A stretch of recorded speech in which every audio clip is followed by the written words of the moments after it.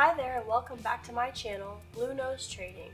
My name is Tori Solis and today I'm going to be sculpting a rock dove, also known as the domestic pigeon or Columba livia domestica, for all the science folks out there. The first thing I'm going to do is get what seems like enough clay for my project. I'm going to wedge it up a little bit to get the clay moving and ready to sculpt with. Without wedging, the clay can be pretty resistant to forming the shapes I ask of it. Once the clay is ready, I start by forming the shape into a general pigeon-shaped blob.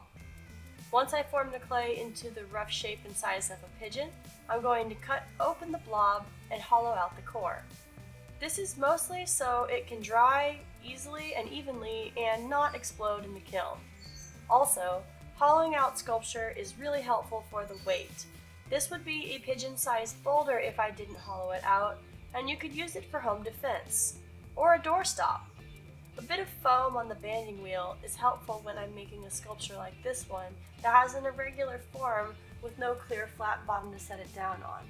Having the foam on the banding wheel allows me to lay this down in different positions without squishing it flat on any one side. I do almost all of my sculptural work intuitively by feel. I look at reference photos, of course, but I'm mostly using my own sense of in-the-moment judgment to make decisions about proportion and design element translations into the clay, such as how to make or shape the feathers. They are, of course, going to be stylized to some extent. I don't have an interest in trying to replicate the meticulous details of every scientifically explained feather on a pigeon's body. Not to say that isn't a valid path, it just isn't mine. Instead, I look to see what, for me, are the strongest elements that make a pigeon a pigeon. I then work to focus on replicating those elements in a way that is simple, yet accurate enough to be nothing other than a pigeon. This pigeon sculpture is made to scale. The average size of a pigeon is about 12 inches long. After firing and shrinkage, this sculpture should be somewhere in the realm of believability in relationship to the average size of a pigeon. So maybe not exactly 12 inches, but within the realm of real-life pigeon fluctuation in size. Not every pigeon at the park is going to be exactly 12 inches long. Some might be a little bit bigger or a little bit smaller, and that's how averages work. This is all really great because I can worry much less on trying to get an exact number for body length here and still be right. I love to see pigeons when I'm in the city, or anywhere really. They always make my day, and if I see a pigeon, I normally tell my husband out loud, "Oh look, there's a pigeon, it's going to be a great day." I especially love the diversity of color morphs you can see when you're looking at a larger flock of urban pigeons in a city such as Dallas. Pigeons can be white, brown, black, gray, and the possibilities for patterns seem endless. I'm going to paint this pigeon in a more traditional coloration, the gray body, black wing bars, and purple and green up around the throat. This color pattern is generally closer to the coloration of the non-domestic pigeons that our city birds hail from. Pigeons are sweet, gentle, and generally passive birds. It's thought that pigeons were the first birds to be domesticated by humans, and that was in 4500 BC. Although I have gotten mixed information depending on which website I'm looking at.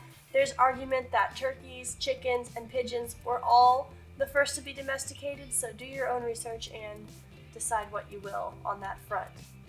In the 1600s, it was trendy to collect and breed pigeons. The Europeans sent pigeons over from the Old World to the New World, North America, and pigeons ended up escaping in that process, and now we have pigeons everywhere. Pigeons love to live in cities because the rocky hard surfaces and scaling heights of our skyscrapers and buildings are similar to their natural habitats along the rocky coastline. When it comes to diet, much like ourselves, pigeons are generalists. They're omnivores, they're really adaptable, they can eat almost anything. So hot dog buns, french fries, and any other human food waste are great snacks for pigeons. What's more, as domesticated pets, these pigeons were already being bred to be comfortable around people. So the cities were a perfect place for these birds to thrive, and they have done so. I admire the quality of resilience and adaptability I see when I contemplate pigeons from a wider philosophical standpoint.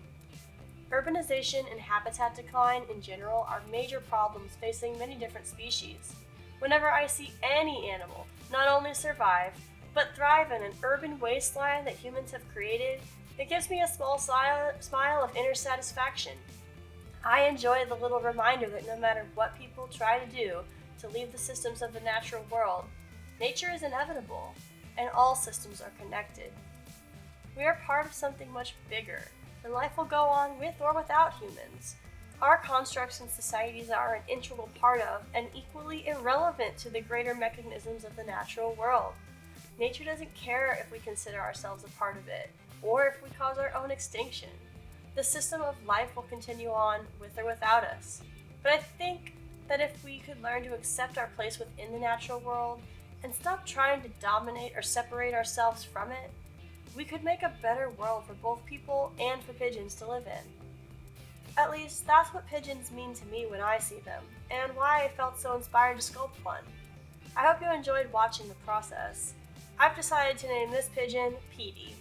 If you don't already love pigeons, well, I don't know how you made it this far into an art video that's specifically about making a pigeon, but I hope I changed your mind a little. Thank you so much for tuning in this week, guys. If you'd like to help support my channel, you can find me at patreon.com/bluenosetrading, where you can gain early access to all of my videos and first dibs on my shop updates and all the ceramics that I make. If you'd like to see a weekly art video, subscribe to this channel, Blue Nose Trading. I post a new video every Friday at 5:30 Central Time. Remember that you are important and that you have great ideas. Drink some water, and I hope that you take notice next time you see some of these delightful urban birds. I'll see you next week.